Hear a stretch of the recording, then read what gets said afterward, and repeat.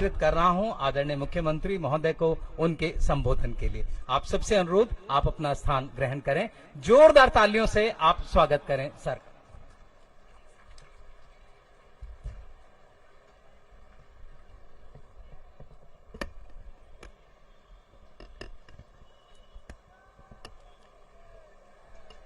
भारत माता की, भारत माता की, इनकलाब, इनकलाब, वंदे वंदे। आजादी की 75वीं सालगिरह सभी देशवासियों को मुबारक हो। अभी जब हम इस तिरंगे को ऊपर चढ़ते हुए देख रहे थे, कितना शानदार दृश्य था। भगवान करे हमारा ये तिरंगा हमेशा हमेशा के लिए ऐसे ही बुलंदियों पे रहे और ऐसे ही लहराता रहे। और इस तिरंगे की आन बान शान के लिए अगर हमें अपनी जान भी न्यौछावर करनी पड़े तो छोटी बात होगी। 1 साल पहले हम लोगों ने प्रण लिया था कि दिल्ली के अंदर इतने तिरंगे लगाएंगे, इतने तिरंगे लगाएंगे कि अगर कोई दिल्ली वासी अपने घर से बाहर निकलेगा, सब्जी लेने निकलेगा, दूध लेने निकलेगा, दफ्तर के लिए निकलेगा, तो उसका कहीं ना कहीं एक तिरंगा जरूर दिखाई देना चाहिए। और जब तिरंगा दिखाई देता है, अभी क्या शानदार दृश्य नजर आ रहा है चारों तरफ। उधर पुल पे इतने लोग खड़े हैं तिरंगे ही तिरंगे लेके, उधर सामने पुल के नीचे लोग खड़े हैं तिरंगे ही तिरंगे लेके, सामने लोग खड़े हैं। क्या शानदार दृश्य। हमारा मकसद था कि लोग जब अपने घर से बाहर निकले, दिन में कम से कम 3 या 4 बार उनको तिरंगे के दर्शन हो जाएं। जब हम तिरंगा देखते हैं तो अंदर दिल में धक धक होती है, देशभक्ति जागती है, देश के लिए कुछ कर गुजरने की इच्छा जागती है। आदमी कुछ गलत काम कर भी रहा हो तो एक बार हिचक जाता है, यार देश के लिए मेरे को ये नहीं करना चाहिए। इस भावना से हमने शुरू किया और मुझे बड़ी खुशी है कि आज 500 तिरंगे पूरी दिल्ली में लग के तैयार हो चुके हैं। आज ये 500वां तिरंगा ऊपर गया है और पूरी दिल्ली के अंदर कोने कोने में अब जगह जगह तिरंगे लग चुके हैं। आज 75वीं वर्षगांठ के अवसर पे हमें एक प्रण और लेना है कि हम अपने देश को, भारत देश को दुनिया का नंबर 1 देश बना के रहेंगे। बनाना है कि नहीं बनाना है? हमें अपने भारत देश को दुनिया का नंबर 1 देश बनाना है। 75 साल में कई ऐसे देश हैं जो हमारे बाद आजाद हुए लेकिन हमसे आगे निकल गए। कई ऐसे देश हैं जो द्वितीय विश्व युद्ध में ध्वस्त हो गए, जापान, जर्मनी, खत्म हो गए थे देश, हमसे आगे निकल गए। क्यों भाई? हमारे में क्या कमी है? सब कुछ है। दुनिया के सबसे इंटेलिजेंट लोग भारत में रहते हैं, सबसे इंटेलिजेंट।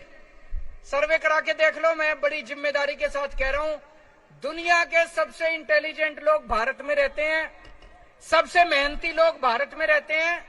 फिर हम पीछे क्यों रह गए? इसलिए इस 75वीं वर्षगांठ के अवसर पे हम सब लोगों को प्रण लेना है, जो भी करना पड़े हम अपने देश को आगे बढ़ाएंगे। कैसे बढ़ेगा देश आगे? हमारे देश के अंदर आज इतने बच्चे हैं, इतने सारे बच्चे हैं, उनको अच्छी शिक्षा नहीं मिलती। क्यों? गरीबों के बच्चे हैं। पूरे देश के अंदर कई ऐसे सरकारी स्कूल हैं जिनका बेड़ा गर्क है। कई ऐसे सरकारी स्कूल हैं जो बिल्कुल खंडर बने पड़े हैं। दिल्ली में भी पहले यही हाल था। दिल्ली में हमने सरकारी स्कूल अच्छे कर दिए, शानदार कर दिए। तो दिल्ली में हो सकता है तो पूरे देश में भी हो सकता है। आज हमें प्रण लेना है कि हमें ऐसी व्यवस्था देश के अंदर कायम करनी पड़ेगी कि एक एक बच्चे को, इस देश के अंदर पैदा होने वाले एक एक बच्चे को, चाहे वो गरीब का बच्चा हो चाहे अमीर का बच्चा हो, एक एक बच्चे को अच्छी से अच्छी शानदार शिक्षा मिलनी चाहिए।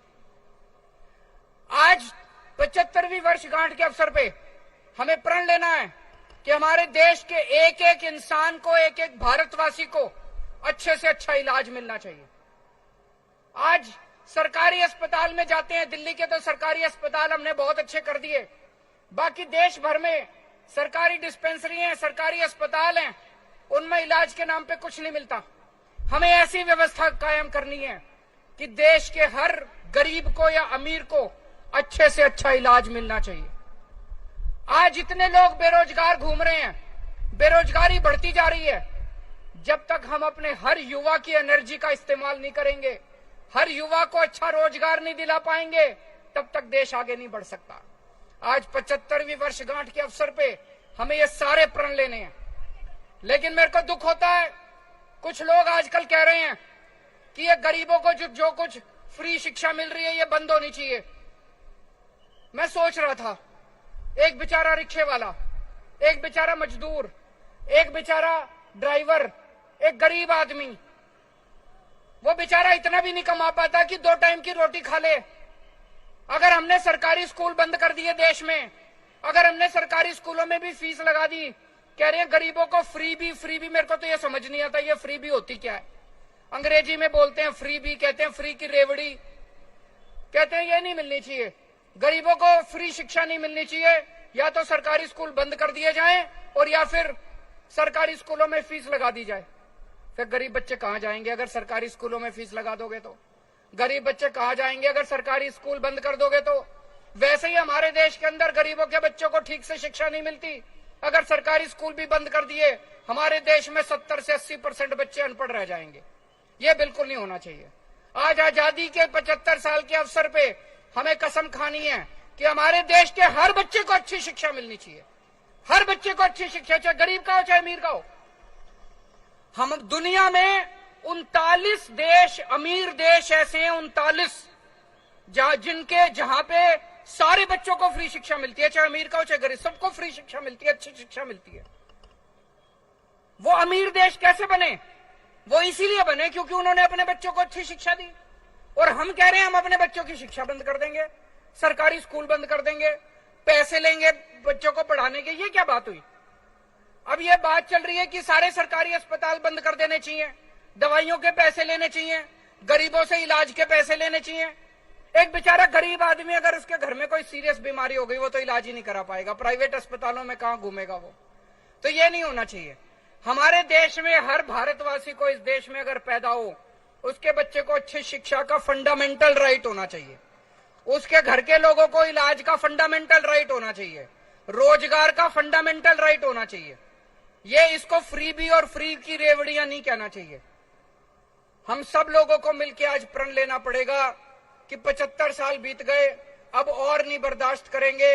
अब तो भारत को दुनिया का नंबर 1 देश बना के रहेंगे। भारत माता की इनकलाब।